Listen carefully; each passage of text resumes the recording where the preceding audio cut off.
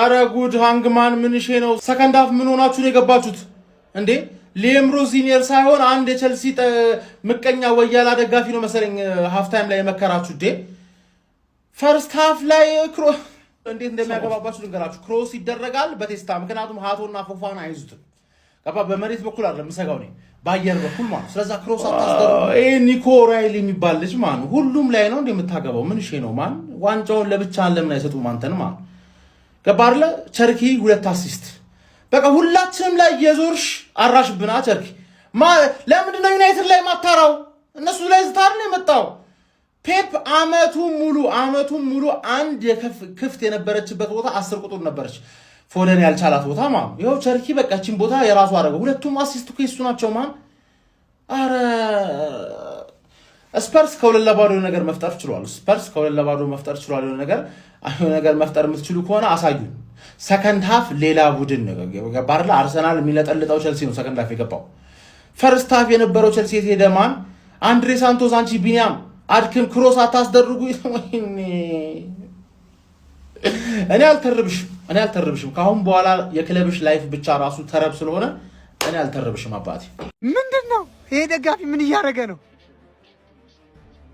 ትርጉሙ ምንድነው ነገር የሲቲ ደጋፊዎች ሶስተኛው ጎል ሲቆጠር ተመልከቱት አንዱ በሃይላንድ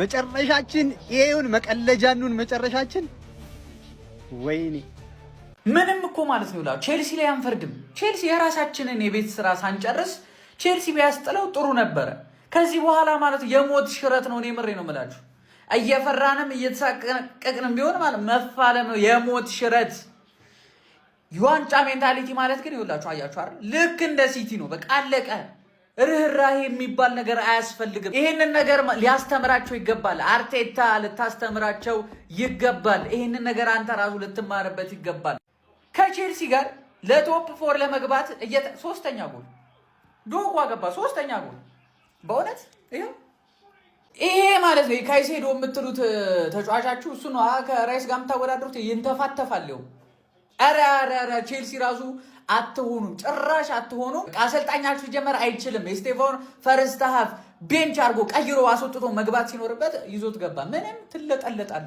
ቀጣይ ሳምንት ማለት ነው ኢትሃድ ላይ ስንሄድ ከሲቲ ነጥብ ለማስጣል ሳይሆን መሄድ ያለብን ሲቲን ለማሸነፍ ነው በቃ ይሄ ነው የዋንጫ ሜንታሊቲ ካርሰናል የምፈልገው ይሄን ነው እንደሚያደርጉት ጋይስ እኔ አምናለሁ አንድ ነገር የምነግራችሁ ሲቲ ወንድ ቡድን ነው አይደነግጥም ተጫዋቾቹም አሰልጣኙም ሁሉም አይደነግጡ በቃ አለቀ ይሄ ነው ግሬስ ያለው ቡድን ነው ለምን በቃ ይሄ የዋንጫ ሜንታሊቲ ያለው ቲም ይሄ ነው ይችላል በቃ ይችላል የምር ቼልሲን በሜዳው ማለት ነው በቃ በሚያሳዝን ሁኔታ ቶተናምን ፕሪሚየር ሊግ ላይ ልናጣው ነው እንግዲህ ምንም ጥያቄ የለውም ዛሬ ከሰንደርላንድ ጋር ባረጉት ጨዋታ 1-0 በሆነ ውጤት ተሸንፏል ማለት ነው ብዙ ቻንስ ክሬት ማድረግ ቢችሉም መጠቀም አልቻሉም ነበር ማለት ነው ያራዳ ልጆች የዲዘርቢ ቡድን ምን መደረግ እንዳለበት አናውቅም በጣም ግን የሚያሳዝን ነው የምር እንደ ቀልድ የተባለው ነገር የምር እየሆነ መጥቷል ማለት ነው የተጫዋቾች ጉዳይ ያሰቃዩት ያለ ክለብ ነው ማለት ነው ቶተናም እንግዲህ 15ኛ ደረጃ ላይ ካለው ሊድስ ጋር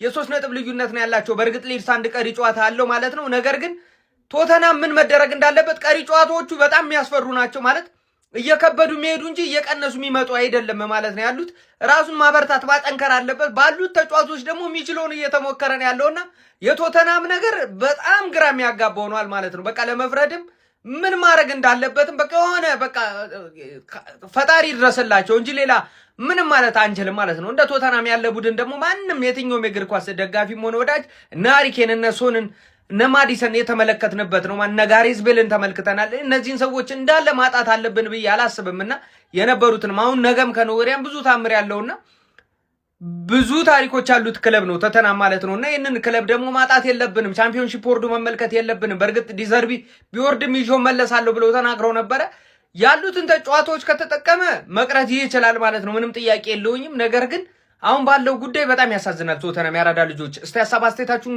አካፍሉ በደም ሼር ኮፒ ሊንክ አይረሳ አዳዲስ ሰዎች ፎሎ እናንተ ነው አረ ፋሚሊ ቶተናም እያየነው ሊወርድ ነው 18ኛ ላይ ተቀመጠ እኮ ሰዎች ዲዘርቢ በመጀመሪያ ቀን ይኸው በሰንደርላንድ 1-0 ተሸነፈ ለዩናይትድ ፋሚሊ በነገራችን ላይ አስደሳችም ውጤት አለ። አስቶን ቪላ አቻ ወጥቷል። አንድ እኩል ነው የወጣው። በነጥብ እኩል ሆነናል ማለት ነው። እኛ ጋር አንድ ጨዋታ ያለው ዩናይትድ ማለት ነው። ዲዘርቪንግ ሰዎች ዛሬ በመጀመሪያው ጨዋታ መሸነፉ በጣም ነው ያሳዘነኝ። በእርግጥ እኔ ቶተንሃም ወረደም አልወረደም ምንም ለኔ ግን እንደው ለሚኪ አሁን ሚኪ በጣም ያሳዝነኛልና እዚህ መቶ እኝኝ ሲል መስማትም ራሱ አልፈልግም። ለሱ ብዬ ነው እኔ አንዳንዴ ቶተንሃምንም ራሱ የማየውና ያሳዝነኛል። በእርግጥ አሁን ቢወርድም ቶተንሃም ያን ያህል የሚጨነቅ አይመስለኝም። የለንደን ቡድን ፈልጎ ፕሪሚየር ሊግ ውስጥ ያለ መርጦ ሊደግፍ ይችላል። ግን በጣም ነው ያሳዝነኝ። በቃ ምላሱ በእርግጥ ልጅየው የቶተንሃም ደጋፊ አይመስልም እኮ የፒኤስጂ ደጋፊ ነው የሚመስለው። በየዓመቱ ዋንጫ የሚበላ ነው የሚመስለውና ግን ያሳዝናሉ። በቃ ዲዘርቪ አሁን እንደው ማትረፉ በጣም የሚከብደው ይመስለኛል። በእርግጥ ወርዶም ሊያመጣቸው ይችላል። እሱ ጎበዝ ስለሆነ ቡድን መስራት ላይ ከትሮፊ ጋር ነው እንጂ ችግሩ ቡድን ሰርቶ ሊያመጣ ይችላልና ግን ከወረደ በጣም ነው የሚገርመው። በጣም ዌስት ሃም ደግሞ እንዲወርድ አልፈልግምና የሁለቱ ነገር በጣም የሚገርም ሆኗል። እስቲ ለማንኛውም እናንተ በጨዋታ የተሰማችሁን ኮሜንት ላይ አስቀምጡ። ቪዲዮ ከተመቻችሁ ኮፒ ሊንክ፣ ሪፖስት፣ ላይክ ማድረግ እንዳይረሳ። ቴንክ ዩ። ለአርሰናል ደጋፊዎች እጅግ አሳዛኝ በሆነ ሁኔታ ማንቸስተር ሲቲ ነጥቡን 64 በማድረስ ሁሉን ነገር በራሱ የሚወስንበት ደረጃ ላይ አድርሶታል። እንደሚታወቀው ሲቲ አንድ ጨዋታ ይቀረዋል። አሁን ላይ በአርሰናልና በሲቲ መካከል ያለው የነጥብ ልዩነት 6 ነው። ታዲያ ቀሪ ጨዋታውን ሲቲ የሚያሸንፍ ከሆነ 67 ይሆናል። ታዲያ ቀጣይ ሳምንት ደግሞ አርሰናል ከማንቸስተር ሲቲ እንግዲህ ጨዋታቸው የሚያደርጉ ሲሆን ይሄንን ጨዋታ የሚያሸንፍ ከሆነ በቀጥታ 77 ነጥብ ሁለቱም ይኖራቸዋል ማለት ነው።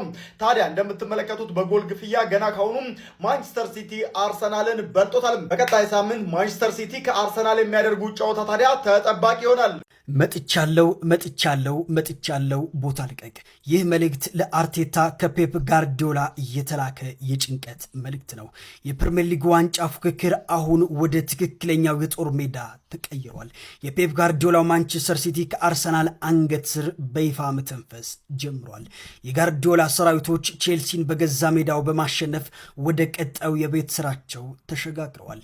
ሲቲ መቃረቡ ለአርቴታ ትልቅ ራስ ምታት ሆኖባቸዋል። የፔፕ መልእክት ግልጽ ነው። እኔ እየመጣሁ ነው፣ ቦታውን ልቀቁ የሚል። ታዲያ ቤተሰቦች በዚሁ አጋጣሚ እኔን ፎሎ ያላደረጋችሁ ካላችሁ ፎሎ በማድረግ ቤተሰብ መሆናችሁ አዘንጉም። አይጠየፍ ሆኖ ይታያል ከሚሴ። እንዴት ነሽ አርስዬ የ5 ዓመት ሚዜ? እንግዲህ የተማመናችሁት ቸልሰው እጅ ሰጥቷል ማለት ነው። በቃ ፓልመር ሲጀምር የቀድሞ ክለቡን ያስበለጠ ምናምን ነው የሚመስለው። ለማንኛውም አርቴታ አሁን አንድ ትልቅ ቻንስ አለው። ትልቅ ቻንስ ራሱን በትክክል የሚያሳይበት ማለት ነው። ኔክስት አርሰናል ከሲቲ እርስ በርስ ይገናኛሉ። ይህንን ጨዋታ አርቴታ በምንም ሆነ በምንም ማሸነፍ የሚችል ከሆነ ኦልሞስት ዋንጫውን ያረጋግጣል ብዬ አስባለሁ። ምክንያቱም ነጥቡን የሚወስደው 3 ነጥቡን ከራሱ ከሲቲ ነው። ግን ሲቲ ከአርሰናል ለራሱ 3 ነጥብ የሚቀበለው ከሆነ ይህ ነገር አበቃለት ማለት ነው። ለማንኛውም ኢትዮጵያ ውስጥ ቁማር ተዘግቷል ብላችሁ የምታስቡ ሰዎች ስፖርት ውርርድ ቴሌግራም ባዮ ላይ ባስቀምጥኩላችሁ ቴሌግራም ቻናሌን ተቀላቀሉና እዛ ላይ 6 እጥፍ ያስገባ 100 ስታስገቡ 600 የሚያደርግላችሁ የውጭ ሀገር አዲስ አቋማሪ ድርጅት መጥቷል ማለት ነው። አስቀምጬላችኋለሁ ኤቭሪቲንግ ቁጭ አድርጌላችኋለሁ። ቴሌግራሜ @ዮዮርዳ ብላችሁ ያለ ምንም ስፔስ ጽፉ ይመጣላችኋል። የኔ ቴሌግራም ቻናል ከ4000 በላይ ተከታይ ያለው ቻናል ነው። ስታዲየም ውስጥ ይሄን ሰውዬ ተመልክታችሁታል አይደል? ቦትለርስ እያላችሁ ነበር ማለት ነው። እንደዚህ ኢሚዲየትሊ ነው ቫይራል የሆነው ማለት የጮቱት ሲቲና ቼልሲ። የሚወራው ግን ስለ አርሰናል። ምን አይነት ትልቅ ክለብ ነው አርሰናል! ኧረ በስመ አብ። ቼልሲ ተሸንፏል። ማን እኔ በምን እንደሚጫወቱ አላውቅም። እነዚህማ የቼልሲ ቲክቶከሮች ናቸው መሰለኝ። አንተ 3-0 እንዴት ሜዳ ላይ 3-0 ትሸንፋል? አይኖ ሲቲ አሁን የሚገርም ፎርም ላይ ነው። ባለፈው ሊቨርፑልን 4-0 አሸንፉት። እነሱ ግን ሽማግሌዎች ናቸው። ምንም የሚያውቁት ነገር የለም። በሜዳችሁ 3-0 ትሸንፋላችሁ። ለዋንጫ እየጠበቅናችሁ ዋንጫውን በቃ ቼልሲ ይሰጠናል ብዬ ነው እየጠበቅኩኝ አይደለም። ጎረቤት ለመቼ ነው? ቆይ ባለፈው ሜዳችሁ ድረስ ሄዳችሁ አቻ አስወጥታችኋል። ለዛ ነው ዛሬ ይቅርታ ማድረግላችሁ እንጂ ይሄ ይቅርታ የሚደረግ ሽንፈት አይደለም። 3-0 ቀጣይ ሳምንት ምን ከኛ ጋር ሲጫወቱ ሞራል እና ሆኗቸው እንዲገቡ ነው? ምን ማለት ነው እንዴ? እንዴት አንድ ቲም እንደዚህ ላይ ይችላል? ማን በእናታችሁ ቼልሲ የተባለ ነገር የሆነ ነገር አድርጉና ከዚህ ሊጋ አስወጡልኝ። ምንም አይችሉት ምንም። በቃ ሲቲ እንደዚህ ይደበድባቸዋል። ሲቲ አይኖ በጣም ምርጥ ላይ ናቸው። ሲቲ እንደዚህ አንድ ቲም እንደዚህ ይተፈትፋል።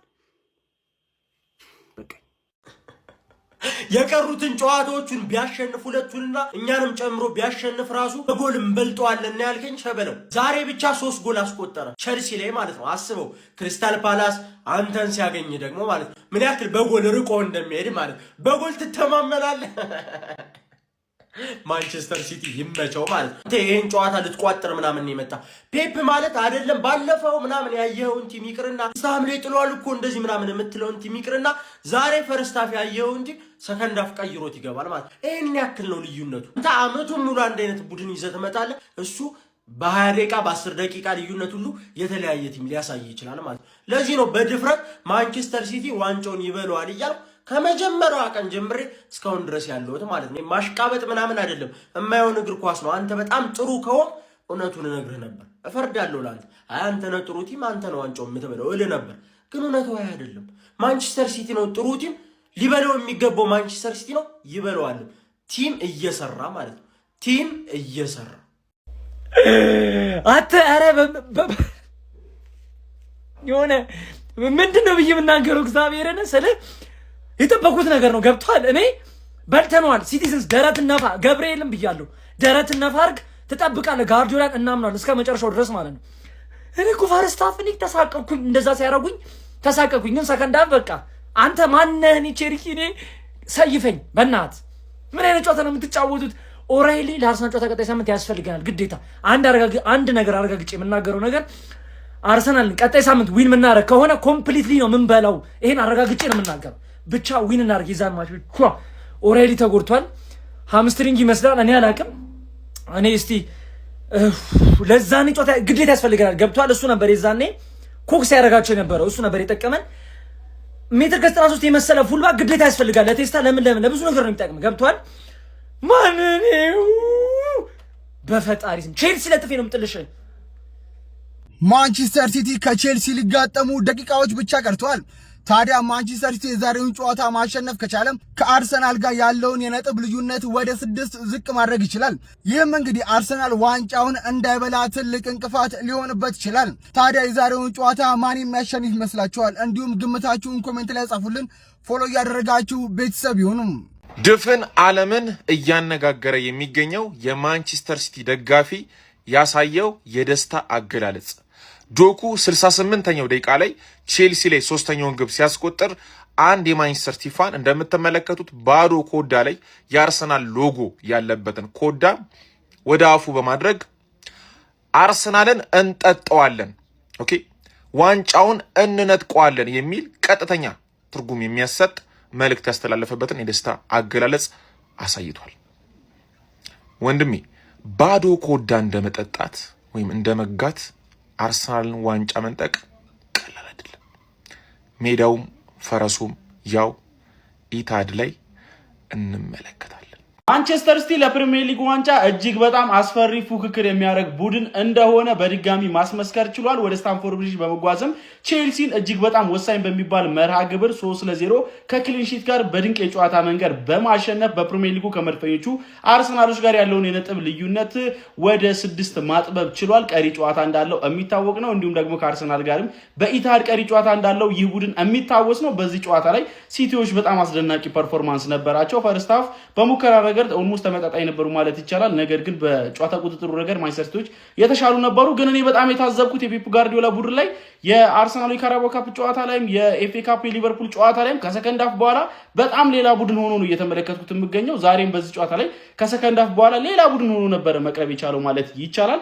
ኒኮ ኦሬሊም እንደ ሌት ካመር ወደ ቦክሱ በመግባት በሚታወቅበት መንገድ ለማንቸስተር ሲቲ በግንባሩ ጎል በማስቆጠር 51ኛው ደቂቃ ላይ ቀዳሚ ማድረግ ችሎ ነበር። ከዛ 57ኛው ደቂቃ ላይ ጉይ ለማንቸስተር ሲቲ ተጨማሪ ጎል በማስቆጠሩ ለ0 ማንቸስተር ሲቲን መሪ መሆን እንዲችሉ ማድረግ ቻለ። 68ኛው ደቂቃ ላይ በድጋሚ እንግዲህ ዶኩ ሌላ ጎል በካውንተር አታክ በማስቆጠር ከፕሬሲንግ በተገኘች አጋጣሚ ማለት ነው 3-0 ማንቸስተር ሲቲን ጨዋታ መርታት ችሏል። እጅግ በጣም አስደናቂ ቡድን እንደሆነም እያስመሰከሩ ይገኛል። ቼልሲ በዚህ ጨዋታ ላይ 2 አሲስቶችን በማድረግ ድንቅ ተጫዋች መሆኑን አስመስክሯል። በተቃራኒው የሊያም ሮሰኔሩ ቼልሲ በፕሪሚየር ሊጉ 48 ነጥቦችን በመያዝ ከአውሮፓ ሻምፒዮንስ ሊጉ መድረክ ቦታ በ4 ነጥብ ዝቅ በማለት 6ኛ ደረጃ ላይ ተቀምጠዋል። ለማንኛውም እናንተ ስለዚህ ማንቸስተር ሲቲ ምን ትላላችሁ? ሐሳባችሁን አጋሩኝ። የፕላስ መልእክቱ መጫ እንዳትረሱ።